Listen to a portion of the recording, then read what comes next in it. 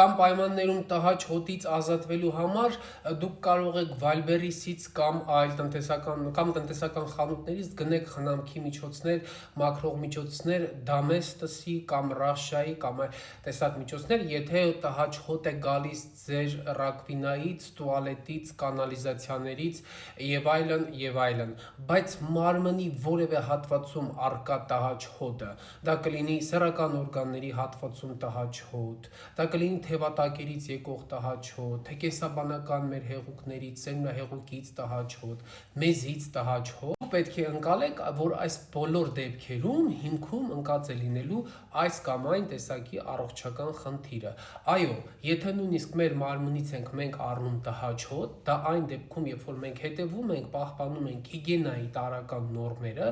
եւ մեր մարմնից կամ քրտինքից առնում ենք տհաճ հոտ, հավատացեք, սա խոսում է օրգանիզմում որևէ օրգան համակարգում եղած խնդրի մասին։ Պետք է անցնել հետազոտություններ համապատասխան մասնագետի մոտ։ Մարմնից եկող տհաճ հոտը, թևատակերից եկող տհաճ հոտը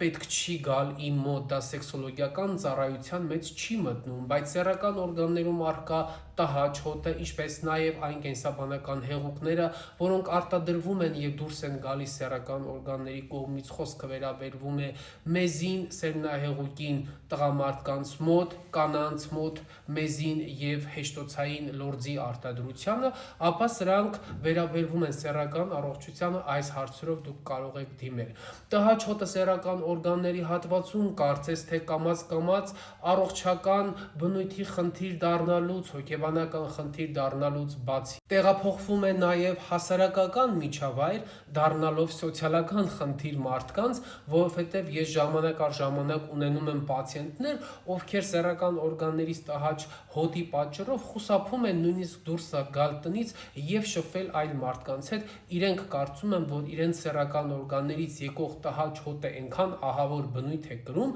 որ